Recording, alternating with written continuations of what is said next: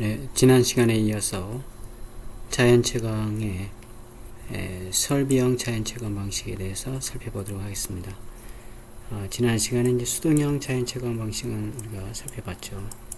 그래서 이제 능동형 자연채광 방식이 설비형 자연채광 방식하고 같은 용어입니다.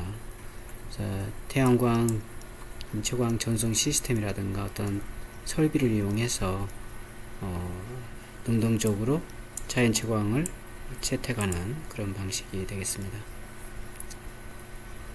일단 그 설비형 자연채광 시스템의 기본 구성은 이렇게 되어 있습니다. 그래서 여러분들 교재 가지고 있는 사람들은 그 교재에 이렇게 별표를 해놓고 참고를 하시면 되겠습니다.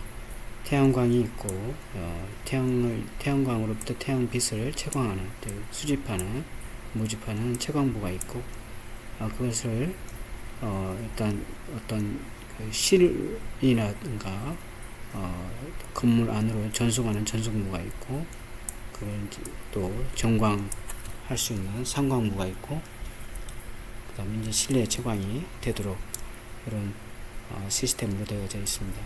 채광부 같은 경우는 이제 태양광을 적극적으로 추적을 해서 그 채광, 즉 집광을 하기도 하고,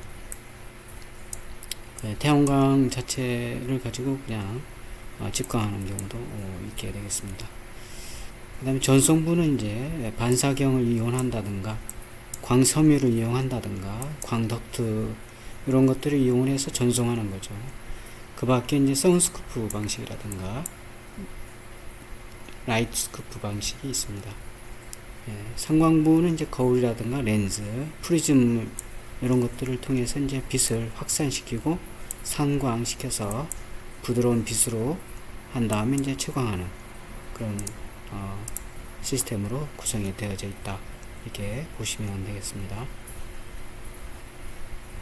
그래서 채광부는 이제 여기 나온 것처럼 태양광을 추적, 집광 해서 태양의 움직임에 따라서 광감지 센서라든가 추적 제어 장치 이런 것들을 통해서 집광을 한다.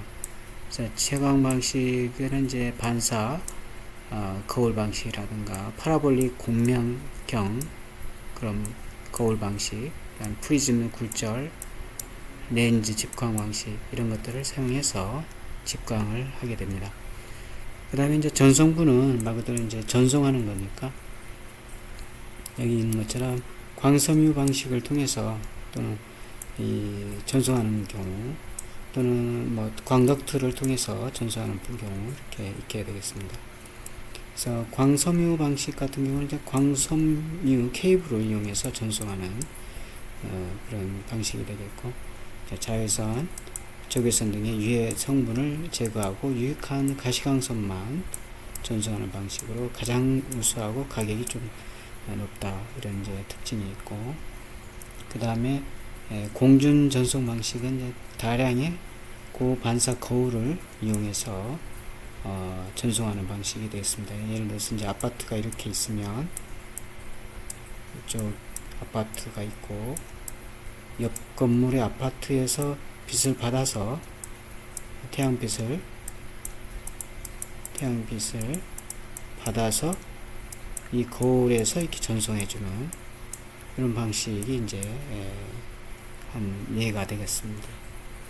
그 다음에 광덕트 방식은 덕트를 이용해서 덕트 형태를 이용해서 이제 빛을 전송하는데, 그때 이제 그 반사되는 거울이 이렇게 있겠죠, 내부에.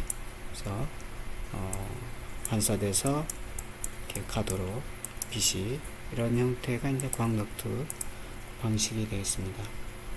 그 다음에 이제 상광부가 있죠. 상광부. 이제 그 전송해온 태양광을 상광시키는 장치, 확산판이라든가 이런 상광판을 이용해서 상광을 한다, 이렇게 보시면 되겠습니다. 그 다음에 반사경 채광 방식, 아까 얘기했듯이 이제 빛이 들어오면 여기서 이렇게 빛이 이제 모아서 이렇게 들어오는 거죠. 들어와서 이렇게 그래서 이 내부에 각각의 이제 빛이 들어가도록 이렇게 하는 방식이 되고, 외부 조명 같은 경우는 이제 여기서 들어온 방식을 이렇게 덕트를 통해서 반사경을 통해서 이제 들어오도록 이런 방식이 되겠습니다. 그래서 반사경 채광 방식은 아까 얘기했듯이 이제 건물의 옆 건물이라든가 다른 어떤 지형을 이용해서 이 빛을 이렇게 받아서 반사시키는 그런 자연 채광 방식이 되겠습니다. 이런 형태가 되겠죠. 태양광이 빛을 받아서 이게 이제 반사경이 되죠. 이게 그래서 다시 반사시켜서 그 다음 반사시켜서 들어가는 그런 형태가 되겠습니다. 그 다음에 그 사례로 이런 뭐 미네소타 대학의 토목 그 외관이라든가, 그 다음에 태양광을 받아서 반사시키는 반사경 이런 거, 그 다음에 반사경이 설치된 장소, 그 다음에 시스템은 이렇게 반사돼서 들어온 것을, 빛이 들어온 것을 이렇게 통해서 반사시켜서 또 통해서 반사시켜서 들어가는 거, 이런 형태의 시스템으로 이제 한다. 그래서 이제 태양광 추미 방식이 이제 태양을 따라가면서 빛을 집광을 해서 전송해서 이제 자연 채광하는 방식이 되겠습니다.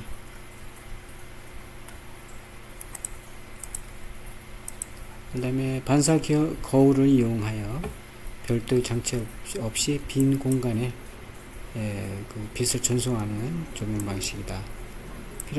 필요에 따라서 반사 거울을 장착하여 장거리 조사도 가능하다. 그 다음에 덕트를 이용해서 하는데, 이제 광덕트죠. 여기 이제 덕트입니다. 여기 집광을 하고 모아진 빛을 이렇게 덕트를 통해서 보내서 지하실이라든가 이런데 필요한 곳을 이제 자연 채광할 수 있도록 하는 방식이 되겠습니다. 여기 공명경, 편명경 이런 것들을 이제 이용하는 거죠. 집광하는 판이 되겠습니다. 그 다음에 섬유는 이제 케이블입니다. 광케이블을 이용해서 덕트보다는 좀 수월하게 케이블을 연결할 수 있는 장점이 있고, 좀 단점으로 이제 좀 가격이 비싸다라는 그런 특징이 있게 되겠습니다. 지하실이라든가 이런 데 이제 자유롭게 빛을 전송할 수가 있는 케이블이니까 그런 용이점이 있습니다. 이게 이제 한 직광판의 광섬유 직광판의 구조가 되겠습니다. 이제 돔이 있고, 그다음에 렌즈가 있고, 이건 이제 추미하는 거죠. 태양을 따라가면서 집광하는. 그래서 여기 태양 위치 검출 센서가 있어서 태양광을 이제 따라가는 거죠. 그다음에 이제 광섬유가 있고, 이제 기타 부속 장치가 있게 되겠습니다. 그다음 렌즈 광섬유형이 있고, 파라볼라 거울 광섬유형이 있습니다. 뭐 렌즈를 사용했느냐, 파라볼라 거울을 사용했느냐 이런 거죠. 이 같은 경우 이제 이렇게 곡면이 있는 파라볼라 형태의 거울을 사용해서 이렇게 빛이 들어오면 집광을 해서 여기로 이렇게 광섬유를 이제 집광을 해서 광케이블을 통해서 이제 필요한 곳까지 이동시키는 그런 형태가 되겠습니다. 이건 이제 실제 사례가 되는 거죠. 그래서 이제 태양빛이 이렇게 받아지면 이렇게 이제 파라볼로이니까 곡면이니까 여기 빛이 전달되고, 그 빛이 다시 요 케이블로 이렇게 집광이 돼서 이제 선이 연결이 되어 있는 거죠. 이게 사용한다 이렇게 보면 되고, 그 다음에 광파이프 채광 방식인데, 이건 이제 말 그대로 파이프를 이용해서 빛을 전송해서 이제 사용하는 형태가 되겠습니다. 뭐 거울 기존의 거울을 이제 튜브의 내부에 설치해서 거울의 반사율이 이제 충분하지 못했으나 최근에는 이제 빛의 반사율이 99%에 이르는 이제 OLF 이런 이제 옵티컬 라이팅 필름을 사용해서 거의 빛의 손실 없이 이제 광파이브 시스템을 이제 활용할 수가 있는 그런 기술이 있다 이렇게 보면 되겠습니다. 그 다음에 이제 튜브 형식으로 이제 빛을 전송시켜서 필요한 곳에서 이제 자연 채광하는 그런 방식, 적극적인 방식이죠. 그러니까 뭐 지하 공간, 지하 주차장이라든가 이런 데 이제 사용을 하는 그런 광튜브 채광 방식이 있습니다. 그래서 여기 보면 이제 광튜브 시스템의 조명 원리 해가지고 빛의 흐르면 통과 기구의 폭과 길이에 상관없이 동일하다. 그 다음에 이제 각각의 파이프는 반사된 빛의 양 중 2%만 파이프 밖으로 빠져나간다. 손실이 그렇다는 얘기죠. 그 다음에 파이프의 길이와 그 지름은 이제 비례한다. 이렇게 이런 이제 특징이 있게 되겠습니다. 이건 이제 설비형, 즉 능동형 자연채광 방식의 여러 시스템의 이제 사례들이 되겠습니다. 광섬유 직광판을 이용해서 여기 이제 직광하는 거죠. 이 추미를 하면서 직광을 하는 거죠. 태양을 따라가면서 이제 직광을 해서 이렇게 쓰는 거죠.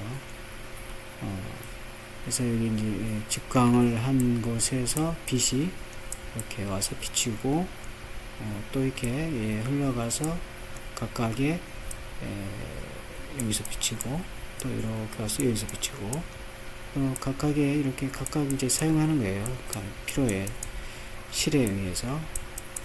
그래서 이렇게 그다음에 시간대별로 이제 태양광을 따라가면서 추미하면서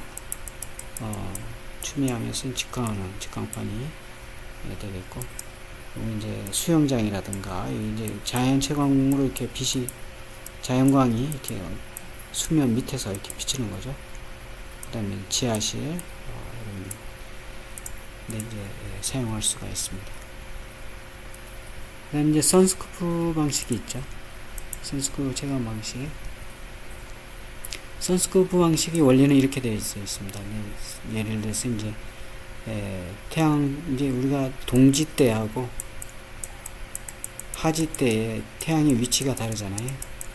그래서 그 위치에 맞춰서 태양이 여기에 위치해 있을 때는 여기서 이렇게 들어온 빛이 한번 여기서 꺾여서 이렇게 그 빛이 간접 광만 이렇게 들어가고 나머지는 이렇게 꺾여서 나가도록 이렇게 하고, 태양이 이렇게 있을 때는 빛이 들어와서 한번 부딪혀서 이렇게 반사돼서 이제 실내로 이렇게 들어오는 그런 형태가 이제 되겠습니다. 그래서 동지 때와 하지 때의 태양광을 이제 이용하는 그런 방법 중에 하나인데, 주로 이제 여기 나온 것처럼 톱날형 정측창에 이제 사용이 되는 경우가 많다 이렇게 보면 되겠고, 대표적인 사례는 이제 홍콩 상하이 은행 본점 건물에 이렇게 이제 상하이 은행 상하이 뱅크인데 여기 이제 사용이 됐다라는 거죠 지금. 그래서 상하이 본점의 이제 단면도에 태양광이 각각의 층별로 여기 이제 이런 시스템이 이제 들어가 있다라고 보면 되겠어요. 그래서 여기 이제 사례가 선스쿠프 사례가 되겠습니다. 반면에 이제 그 선스쿠프보다는 조금 더 라이트한 가벼운 옅은 그런 스쿠프 방식인데, 여기 태양광이 이렇게 있을 때 태양이 이렇게 비치면 이렇게 반사돼서 이렇게 나가고 일부 이제 반사돼서 이렇게 들어오는 거죠 빛이. 그래서 이런 형태 눈부심을 최소화할 수 있는 거죠. 직접적으로 이렇게 들어오는 빛이 없으니까 이런 형태의 설비형 채광 방식도 있다. 그래서 이거 이제 내용은 한 번씩 이렇게 읽어보면 되겠어요. 태양의 반대 방향의 톱날형 정측장에서 사용이 되는 그런 이제 채광 방식이 되겠고, 그다음에 이제 아트리움 채광 방식이 있습니다. 아트리움 채광 방식은 건물의 중정 같은 거죠. 열린 그런 가운데 열려 있는 곳에 아트리움을 해서 이제 빛이 들어와서 이제 아래층에까지 빛이 전달이 되도록 하는 경우라든가, 한쪽 면이 이제 아트리움을 대서 빛이 들어올 수 있도록 뭐 이런 이렇게 투웨이, 쓰리웨이 이렇게 여기 이쪽도 있겠죠.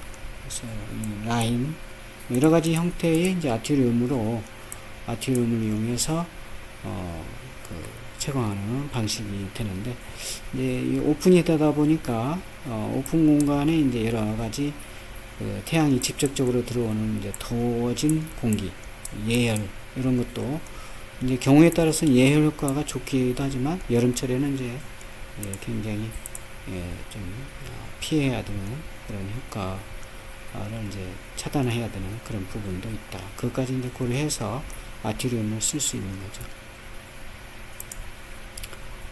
그래서 뭐 열손실 감소라든가 유해 공간 증대 이런 이 환경에 대해서 이 공간 조절 기능 이런 것들도 이제 아트리움이 갖고 있는 그 특징이 되겠습니다. 그래서 과도한 온도 손 차이, 결로선 현상, 소음 확산, 울림 뭐 이런 것들도 나타날 수 있죠. 좀 단점이 있다는데 그런 문제점을 이제 해결해 가면서 아트리움 공간에 자연채광을 이제 사용하는 거죠. 여기 이제 아트리움 이제 그 빛이 이렇게 들어오는 거죠. 내부에 이렇게 식재가 이렇게 나무들이 심어져 있고, 이것도 마찬가지 내부에 빛이 들어와서 이제 아래층에서도 이렇게 빛이 들어가는 중정형 주택 이런 것도 있고, 이런 하얏트 호텔 같은 경우 여기 이제 아트리움에서 이렇게 빛이 들어오는 그런 형태가 되겠습니다. 마찬가지로 마찬가지 이제 사례가 되겠어요. 여기 이제 위에서 이렇게 빛이 들어오는 거죠. 여기에서 이제 빛이 아래에서 보면 이렇게 되겠죠. 이렇게. 자, 그 다음에 광원의 종류를 좀 보도록 합니다. 이미 여러분들 그 과제물을 했을 텐데, 뭐 특징이라든가 이런 것들은 교재에 나와 있으니까, 뭐 또는 교재나 아니면 이제 여러분들 이제 그 어떤 광원에 대해서 광원을 이제 구입을 하면 그 카탈로그나 이런 게 있어요. 카탈로그. 여기에 그 특징이 다 나와 있습니다. 배관 곡선이라든가 뭐 연색성이라든가 이런 것들이 나와 있으니까 그걸 참조해서 이제 광원을 사용을 하면 되겠습니다. 그런데 이제 교재에 이렇게 나와 있으니까 한번 살펴보는 그런 시간을 갖도록 하겠습니다. 이제 첫 번째 나온 게 이제 백열 램프가 되겠습니다. 백열 램프. 특징은 이렇게 되어 있으니까 한번 읽어보시면 되겠고, 전구의 종류, 백열 전구, 형광 전구, 할로겐 전구 이런 것들이 좀 있고, 특징으로는 이제 여기 나왔듯이 연색성이 좋고 휴도가 높다. 근데 이제 빛보다는 열로 많이 이제 발산이 되죠. 수명은 이 정도 되는 거죠. 이게 짧은 편이에요. 그렇죠? 그런 특징이 있으니까 한번 보시더라고. 지금은 이제 백열 전구는 이제 사용을 안 하죠. 지금 필라멘트로 되어 있고, 텅스턴이 이제 이렇게 텅스턴이 있어서 여기에 이제 가열이 되면서 빛을 발하고 거의 뭐 80~90%는 이제 열로 이렇게 방출을 하는 그런 게 이제 백열 전구가 되겠고, 그 다음에 이제 형광 램프가 있습니다. 형광 램프의 특징에 대해서 이렇게 좀 나와 있습니다. 이미 뭐 형광 램프 과거에 예전에 60년대, 70년대, 뭐 이때 80년대까지도 그렇죠. 형광 램프는 여기 이제 초크가 있어서 그게 이제 깜빡거리면서 이제 빛이 들어오는 그런 장치가 이제 형광등이었는데, 이제 오늘날의 이제 형광등은 이런 소켓형이라든가 LED 형태의 형광 램프가 이제 쓰이고 있기 때문에 그런 이제 깜빡거림이라든가 그런 게 없죠. 어쨌든 이제 전형적인 형광등의 구조는 이렇게 되어 있습니다. 여기 이제 이렇게 되어 있고, 양쪽에서 이제 전기가 흐르면 음극에서 이제 음극이 이제 나오고, 여기에 아르곤 가스가 들어가 있어요. 수은 증기라든가 이런 아르곤 가스가 들어가 있어서 거기에서 스파크가 일어나면서 이제 빛이 이렇게 발산이 되는 형태가 되겠습니다.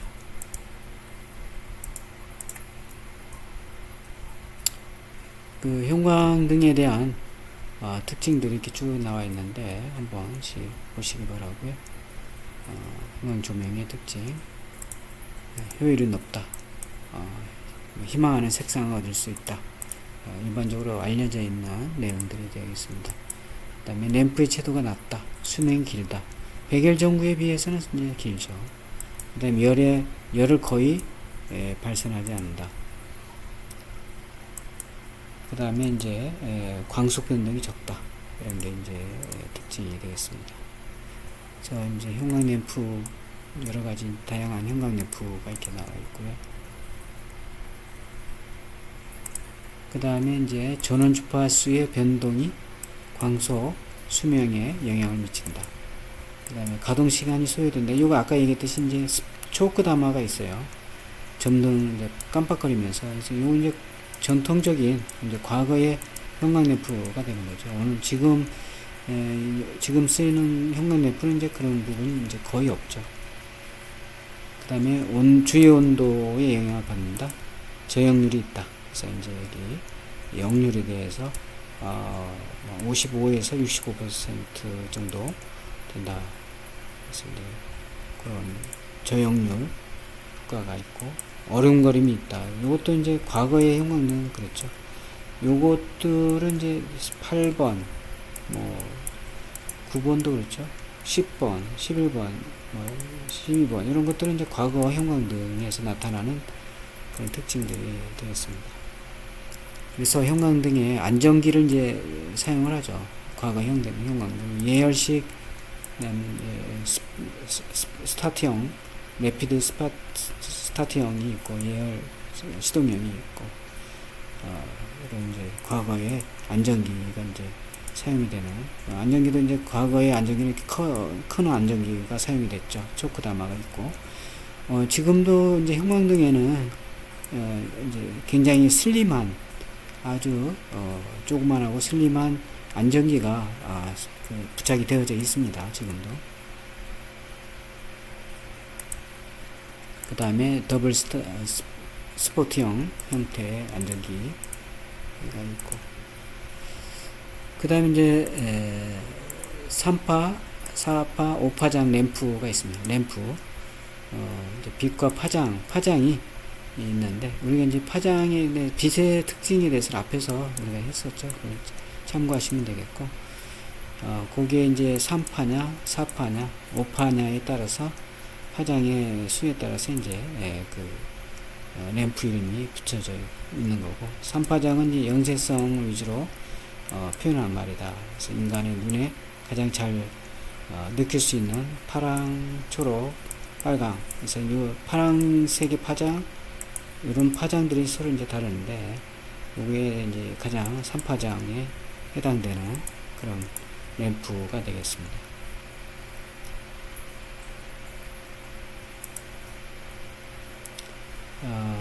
그래서 이제 이런 형광 배선, 여러 가지 형태들이 있다.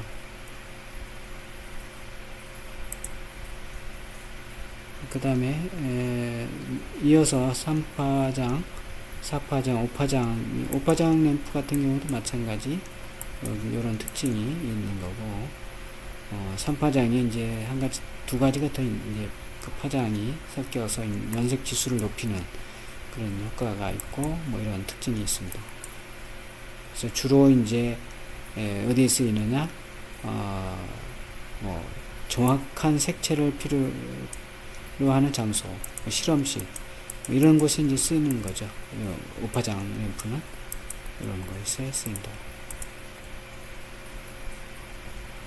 그 다음에 이제 HRD 램프가 있습니다. 수은 램프, 메탈 하이라이트 램프, 고압 나트륨 램프를 이제 총칭해서 HID 램프, 여기 나온 것처럼 하이 인텐시티 디스차지 램프가 있다. 이런 특징이 있게 되겠고, 고압 수은 램프, 수은이 들어가 있는 거죠. 머큐리가 들어가 있는 그런 수은등 램프가 되겠습니다. 그 특징이라든가 이런 구조는 이렇게 되어져 있어요. 한번 보시기 바라고요. 그 다음에 고압 수은등 마찬가지 고압 머큐리가 들어가 있는 그런 램프가 되겠습니다. 장단점이 이렇게 나와 있습니다. 휴도가 높다. 뭐 등부의 전력이라든가 광속이 크다. 효율이 높다. 연색성은 높다. 이런 것들이 이제 어떻게 되겠습니다. 그 다음에 HID 램프 중에 메탈 하이라이트 램프가 있습니다. 이제 메탈 하이라이트 이제 할로겐 물질이 이제 들어가 있는 그런 램프가 되겠고, 이것도 이제 아크 방전 형식으로 빛이 이제 나타나는 그런 형태의 HID 램프가 되겠습니다. 그 다음에 고압, 저압 나트륨 램프가 있고, 그래서 HID 램프에 이제 이런 게 이제 있는 거죠. 여러 가지 형태의 메탈 하이라이트라든가, 메탈 하이라이트 램프도 이제 싱글핸드라든가, 뭐 또 종류가 다양하게 컬러, 이런 램프도 있다. 고압, 방전 램프, 이런 것도 있고, 나트륨 램프 구조는 이렇게 되어져 있다. 한 번씩 이렇게 좀 보시면 되겠고요. 그 다음에 이제 특수 조명 램프가 있습니다. 파 램프가 있고, 파라볼릭 형태로 되어 있는 램프가 되겠습니다. 이런 형태죠. 이렇게 파라볼릭 형태, 파라볼릭 형태로 되어 있는 램프가 되겠습니다. 주로 이제 상업 조명 디자이너, 시방서 작성자들이 이제 가장 유용하게 사용하는 그런 램프가 이제 파램프가 되겠습니다. 여러 가지 좀 그 파램프 갖고 있는 어떤 그 튼튼한 압축 유리를 이제 사용한, 여기 이제 유리가 튼튼하다는 거죠. 그런 이제 열 충격에 유리한 그런 램프가 되겠습니다. 그 다음에 이제 파램프에서는 요것만 좀 체크해 주면 되겠어요. 파 뒤에 있는 뭐 숫자가 있는데, 예를 들어서 파 20, 파 30 이런 숫자가 붙어 있죠. 이렇게. 여기서 이제 붙어 있는 이 숫자는 8분의 1인치에 해당되는 램프의 직경을 나타내는 거다. 램프의 크기를 말하는 거죠. 그러니까. 그래서 이제 파 64형 전구는 직경이 8인치. 이렇게 된다는 거죠. 그 다음에 전구의 전격 수명은 이 정도. 이제 파라볼릭으로 되어 있으니까 포물선 형태죠. 그 다음에 텅스턴 램프가 있습니다. 텅스턴 램프는 이제 가장 흔하고 기본적인 형태의 백열 램프에 해당이 되고, 뭐 이런 특징들이 좀 있습니다. 그래서 한번 보시기 바라고. 그 다음에 할로겐 램프. 할로겐을 넣어서 만든 형태, 이제 연색성이 좀 좋죠. 연색성이 좋다. 이제 할로겐 램프의 특징이 되겠습니다. 그 다음에 이제 뭐 반사경 할로겐 램프, 뭐 직관형, 뭐 여러 가지 그 할로겐 램프의 종류가 이렇게 있습니다. 한번 보시기 바라고. 그 다음에 텅스턴 할로겐 램프. 텅스턴 할로겐 램프는 텅스턴 램프를 이용한 그런 형태니까 장단점이 이렇게 나와 있습니다. 한번 보시고 이것도 마찬가지 텅스턴 할로겐 램프의 실물도. 그 다음에 저전압 조명 장점과 단점 단점이 있다. 한번 보시기 바라고요. 예, 그 다음에 탄소 아크 등, 그 다음에 무전글 램프. 그래서 한번 교재에 나와 있는 것들을 한번 램프의 특징을 살펴보시기 바랍니다. 그래서 이제 주요 광원 특성을 이렇게 비교한 표가 이렇게 나와 있습니다. 이거 참고하면 되는데, 우리가 조명 디자인에서 중요한 게 이제 연색성이잖아요. 나머지도 중요하지만, 뭐 수명도 중요하고, 다 좀 중요하지만, 예, 조명 디자인 할 때에 분위기를 이제 우리가 완성을 시켜주기 위해서는 연색성이 잘 디자인이 되어야 되겠죠. 그래서 뭐 백일정구일 때 이렇게 각각 광원에 따른 연색성을 이렇게 제시해 놨습니다. 비교해 놨습니다. 참고하시기 바라고. 그 다음에 방전 램프, 방전시켜서 빛을 발하게 하는, 이제 방전 램프는 고휘도 방전 램프, 이것도 마찬가지 HID 램프 중에 하나죠. 그 다음에 EL 램프, 이건 뭐 램프 중에 하나, 특수 형광체에 유전체에 이제 혼합해서 방막으로 하고, 이런 것들을 이제 끼워서 투명한 전극을 끼워서 콘덴서에 전류를 보내서 이제 발산하는 그런 형태의 이제 램프가 특수 형광체를 이용한다는 거죠. 이제 있고, 그래서 여기 EL 램프의 구조가 나와 있습니다. 이게 유리, 피막, 형광물질, 피막 해서 이제 전류를 보내면 여기서 이제 발광을 한다, 이렇게 보면 되겠습니다. 그 다음에 냉음극 형광 램프가 있습니다. 냉음극 형광 램프 같은 경우는 이제 여기 나와 있는 것처럼 전극 사이의 고전압 차이에 의해서 이제 빛이 발산되고 열이 발산되는 그런 형태가 이제 되겠다, 이렇게 보면 되겠고요. 그래서 고전압 차이는 일반적으로 이제 4000에서 500V 정도 그런 전압이 걸리는 거죠. 차이가. 장단점은 이렇게 나와 있습니다. 이런 장단점이 있다. 그래서 그 냉음극 형광 램프의 그 구조가 이렇게 되어져 있어요. 그래서 여기 보면 전류를 이제 흐르게 되면 이게 전극이 이제 그 쭉 가는 거죠. 이렇게 전극이 가고, 그 다음에 이런 이제 가스, 아르곤 가스라든가 이런 가스가 이제 있고, 여기 이제 그 전극에 의해서 전자가 2차 전자가 부딪히면서 이제 빛을 발하는 뭐 그런 형태가 되겠습니다. 그래서 전압이 인가를 하면 1차 전자가 전극을 충돌시키고 2차 전자 방출하고, 그 다음에 전자 충돌하고 자외선 방출하면서 형광체 통과하면서 이제 가시광선으로 빛이 발산하는 그런 형태의 이제 동작 원리를 가지고 있다. 뭐 이렇게 그 구조가 이렇게 되어져 있는 거니까 뭐 참고하시기 바라고, 이제 실제로 그 램프, 냉음극 형광 램프의 그 사례가 되겠습니다. 특징으로는 이제 이런 특징이 있다.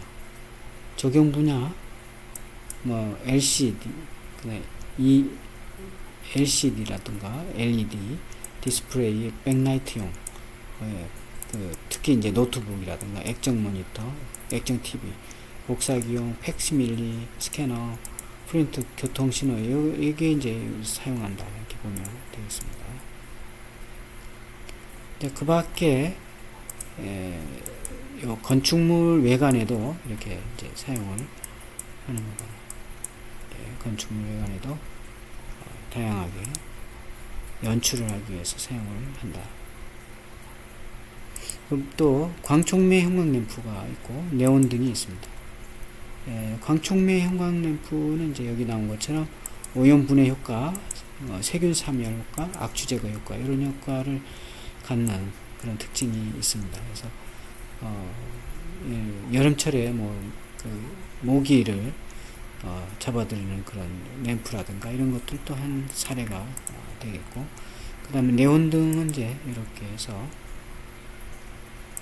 유리관 양단에 전극을 이제 설치해서 네온, 아르곤 뭐 이런 가스를 넣어서 여러 가지 가스를 넣어서 이제 그 봉입한 다음에 거기에서 이제 전기를 흐르면 거기에 전자들이 이제 발현을 해서 빛을 내는 형태가 되겠습니다. 전멸 장치가 되겠고, 이제 한 사례가 되겠죠.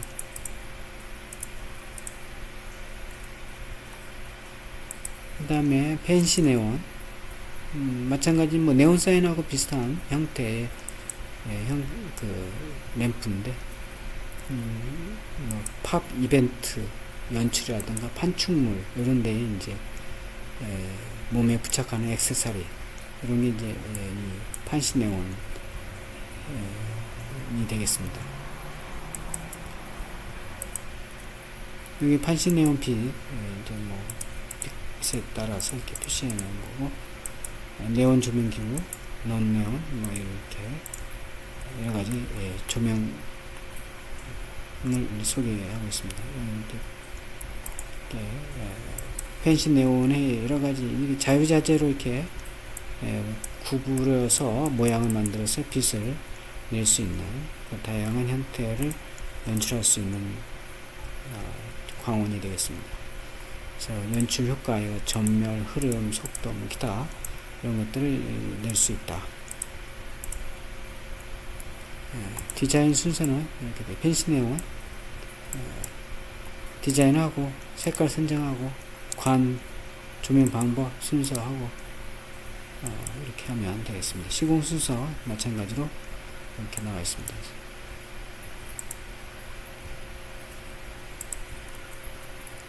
참고하시고요. 그 다음에 축광 조명. 축광이란 이제 태양광, 형광 등 각종 전구류에 포함되어 있는 자외선 빛을 흡수하여 저장했다가 광원이 없어지면 어두운 상태에서 빛을 발하는 것을 이제 우리가 축광, 모아놓는 광이다 이런 얘기죠. 여러 가지 이런 데 이제 사용이 된다. 축광 안료에 응용해가지고 모든 합성 수지 제품에 사용이 가능하다. 투명 페인트 혼합에 사용할 수가 있고, 그런데 장식용 그림 물감 용도로는 이런 위치 인식용 표시, 전기, 비상구, 전기 스위치, 비상구, 계단, 이런 소화기, 이런 거 표시할 때 요걸 사용하고, 그 다음에 위험 방지 신호, 이런 작업복, 위험 경고, 기타, 이런 데에 이제 이 축광 조명을 쓴다. 이런 얘기가 되겠습니다. 자, 여기까지 이제 하고, 다음 주에 이제, LED. 이것도 이제 광원 중에 하나인데, 이제 최첨단 광원이니까, 첨단 조명 기술이 되겠습니다. 여기까지 하기로 하고요. 과제물 한번 살펴보는 시간을 보도록 하겠습니다. 나만의 조명 만들기, 순서가 이렇게 되고, 이거 이제 지난 시간에 한번 봤던 거죠. 이게 이렇게 하겠다. 그 다음에 준비물, 좋아요. 이렇게 제작 과정, 직접 이제 제작하는 형태를 이렇게, 이거 좀 뭔가 붙이면 좋겠다 했는데 붙였네요. 그죠? 좋습니다. 이렇게 이제 한번 어떻게 했다. 이게 필요한 거죠. 그죠? 그래서 그 다음 말아서 이렇게 이런 형태를 이제 만들고, 그 다음에 이제, 전선, 전구를 넣고, 광원을 넣고, 이제 전선을 해서, 꽂았다. 이렇게 했죠. 스위치는 없지만, 이렇게 꽂아서 이제 빛을 발하니까 이렇게 됐다. 뭔가, 이렇게 점점 올라가는 그런 형태네요. 소감도 이렇게 적어놨어요. 그죠? 뿌듯하고 너무 좋은 경험이었다. 아주 좋습니다. 집에서 잘 활용하시기 바라고요. 여기까지인가요? 그 다음 또 뭐라고 하죠? 다시 오셨나요? 있나요? 요건 이제 채광에 대한 사례 조사인가요? 종류? 이렇게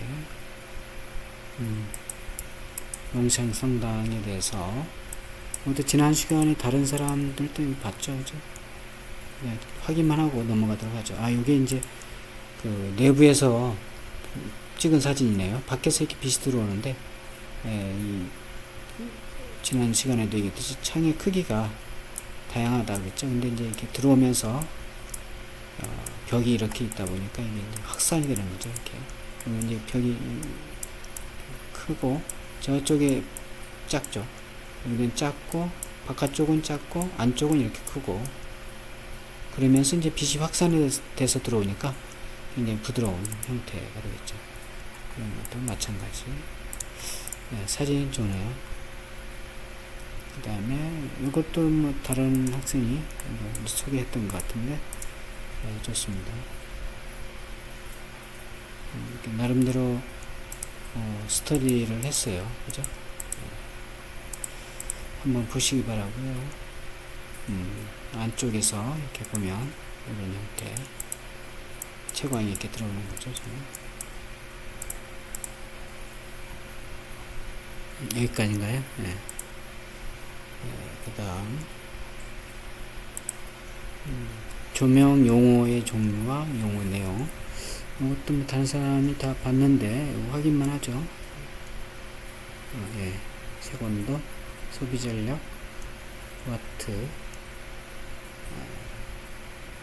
이건 뭔가요?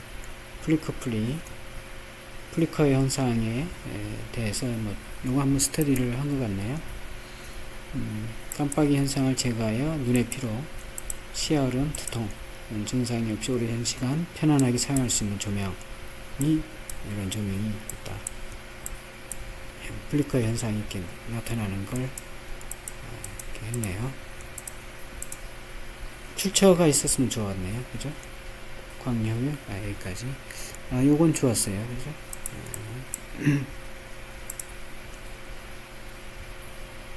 그 다음, 용어의 종류. 어떤지 한번 쭉 그냥 확인만 하고 넘어가도록 하죠.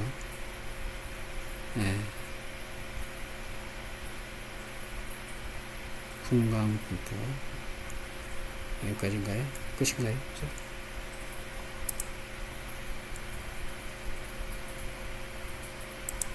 그 다음, 마찬가지, 자연채광 건축물. 안도다다오 물의 교회에 대해서 이렇게 또 이제 교재에서도 한번 봤었죠. 그 다음에 루이스 칸에 의한 킴벨 아트 뮤지엄, 구게마의 뮤지엄,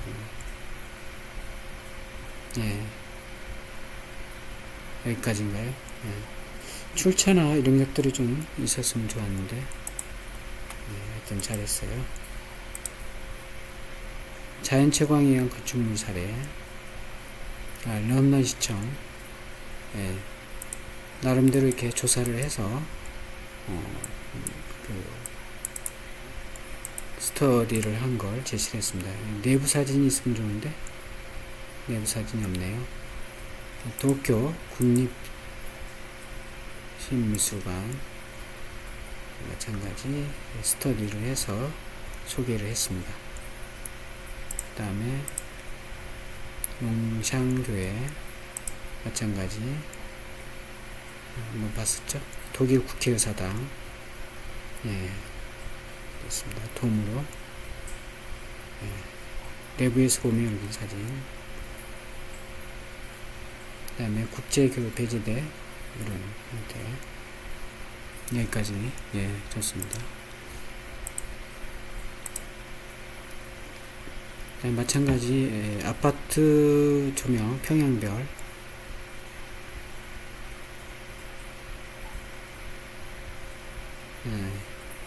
현대아파트 조명 배치,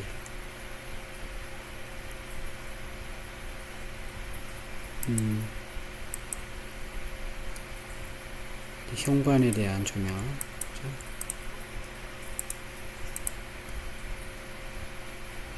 어떤 등의 종류라든가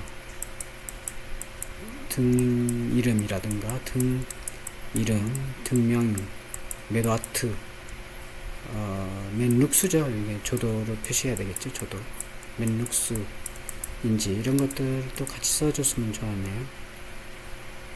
거실, 마찬가지죠. LED 여기 써놨네요. 여기는 직구형 LED를 썼다. 메리형 LED를 썼다. 이렇게 써놨네요. 맨룩스인지 그건 안 나왔지만, 그 다음에 대우 아파트인 경우 금색 프레임을 했다. 거실 여기까지인가요?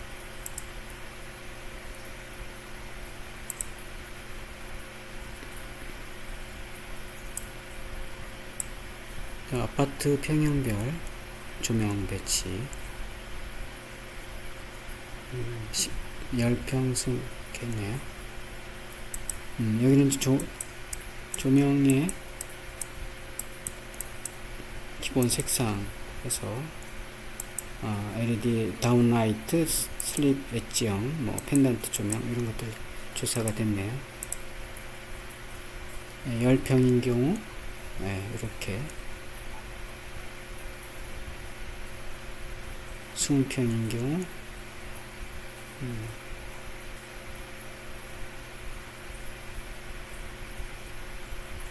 30평대, 30평대 조명 배치 이렇게 돼 있다. 이게 이제 사실은 뒤쪽에 나오는 그 건축가 조명하고 같은 지금 디자인이 되어져 있는 거죠. 마찬가지 주방 여기까지 잘 봤어요. 그 다음에 나만의 조명 만들기 한번 보도록 하죠. 계획, 설계, 제작 과정. 지난 시간에 한번 계획, 설계 부분은 봤죠, 그죠? 이렇게. 그래서 여기 이제 구름 같은 형태를 올리겠다. 여기 이제 제작 과정이네요. 이렇게 만들고.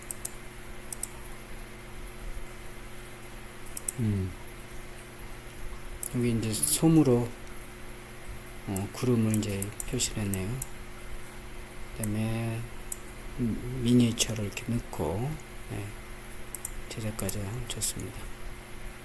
완성하니까 이렇게 되나요? 아주 분위기 좋네요. 잘 활용하시기 바라고요. 여기까지.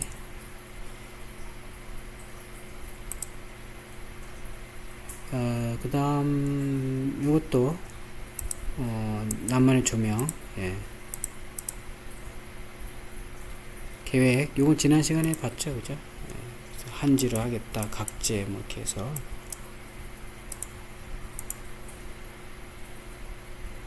포맥스 2D를 가지고 이제 만든 것 같아요. 이렇게 이제 만드는 과정 이렇게 자르고 고생도 많이 했네. 3cm씩 4개 드릴로 받고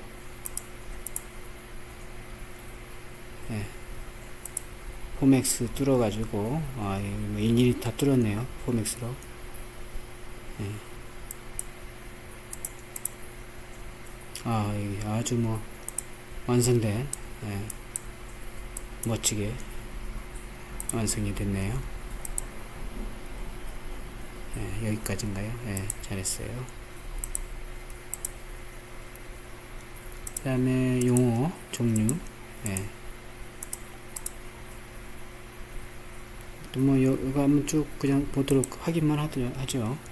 요건 이제 그 마트 이 전구의 종류들을 이렇게 쭉 했네요. 그죠? 여기 용어 종류 이렇게 쭉 강화 시도 온도 가정집의 조명 온도 추천. 예, 이런 게 이제 있다. 좋습니다. 식당, 액세서리, 미용실, 뭐 지난 시간에 한번 본 것 같기도 하는데, 어쨌든 여기까지네요. 그 다음에 마찬가지 자연채광,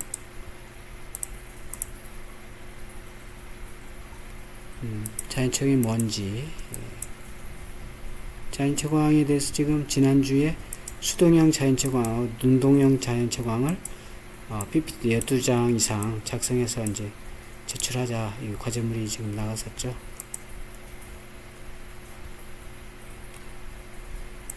이런 게 이제 자연채광이 되는 거죠. 이런 게.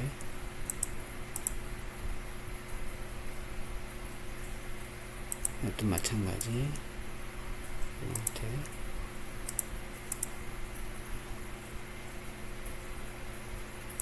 비세교회, 예.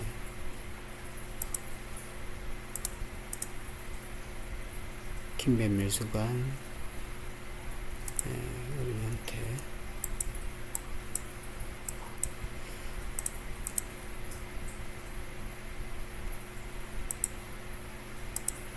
베를린의 신국립미술관 내부 사진 밖에 좋습니다.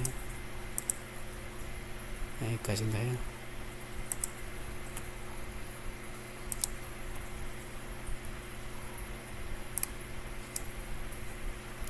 아파트형 평형형 조명 배치. 예.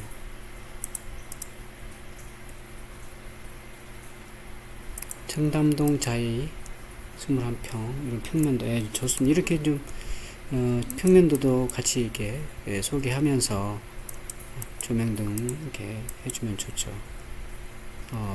이제 어떤 조명을 썼고 몇 룩스 정도 되는지 여기까지 해주면 더 참고가 되겠죠. 그 다음에 현대 아파트 GS 건설, 이건 GS 건설 자이, 조금 전에 봤던 거고.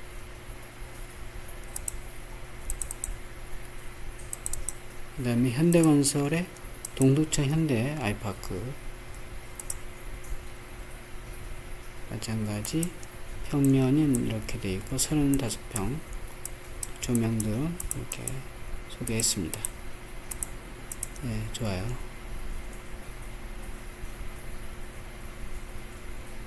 여기까지 했나요? 그 다음 또 마찬가지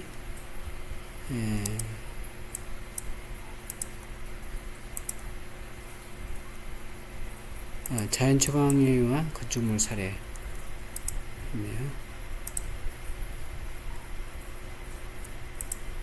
예, 캘리포니아 뭐 순서들 이렇게 쭉 했습니다.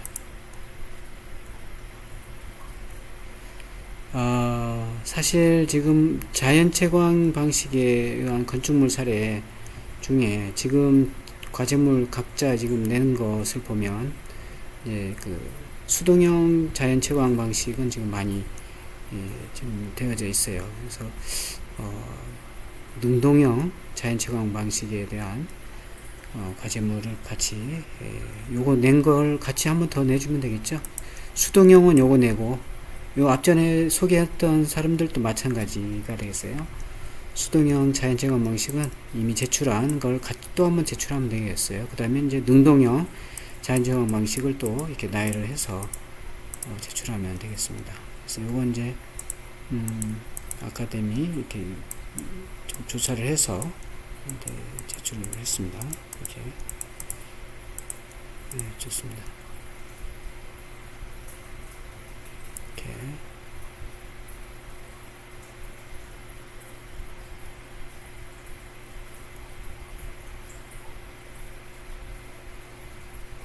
네, 출처를 좀 같이 적었으면 더 좋죠. 그죠? 출처. 어딘가에 이렇게 출처를 써놓으면 좋겠습니다. 예.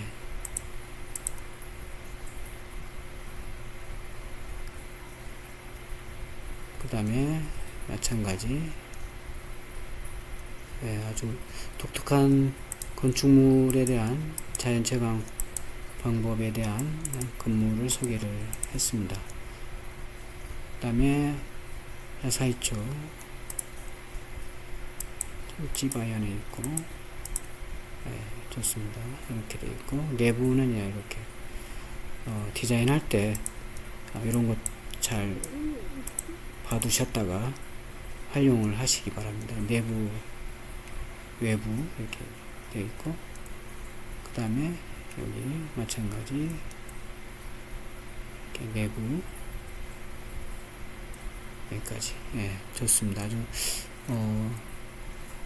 독특한 건물들을 조사를 해서 소개를 했습니다. 그래서 다른 사람들도 감상을 잘 했을 거라고 봐요. 이렇게 좀 다시 한번 이렇게 보도록 합니다. 이렇게.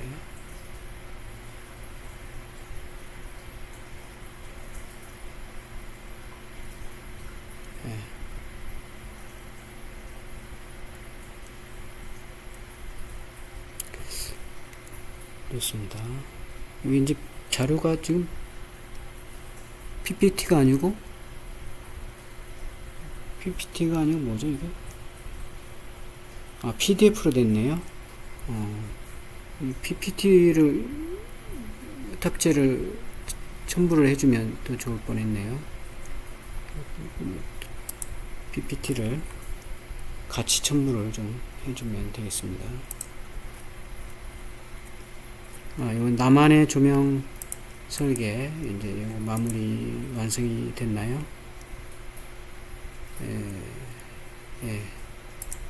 작품이고 사이드 테이블 조명 이렇게 해서 제목 이제 컨셉을 이렇게 잡고 그 다음에 이제 각각의 재료들 이렇게 해서 이제 이렇게 이제 구성을 하는 걸로 그래서 제작 과정을 이제 이렇게 쭉 했네요. 홀로그램 테이프 조명 홀로그램이 너무 이제 시간이 오래 걸리니까 스모그 아크릴 대체로 스모그 침대 옆에 두는 사이드 조명 테이블 조명을 해야겠다. 좋습니다. 이런 구체적 사이즈가 나왔고 제작 과정이 되겠습니다. 제작 과정.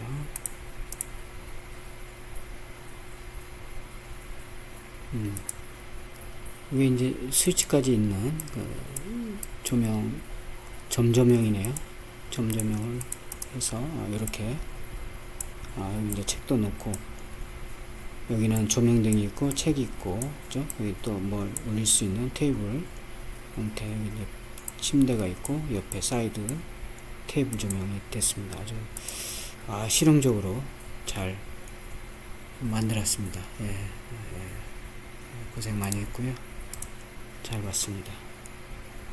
이것도 PPT로 좀 같이 올려주면 좋겠네요.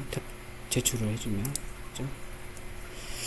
자, 그래서 오늘은 여기까지 하기로 하고, 수동형 자연체감 방식은 이미 여러분들, 요 앞전에 과제물로 제출한 사람이 많이 있어요. 그래서 이제 그거 그대로 사용하면 돼요. 그 다음에 이제 추가로 능동형 자연체감 방식을 조사를 해서 과제물을 제출하면 되겠습니다. 자, 오늘은 여기까지 하기로 하고 마치도록 하겠습니다. 수고했습니다.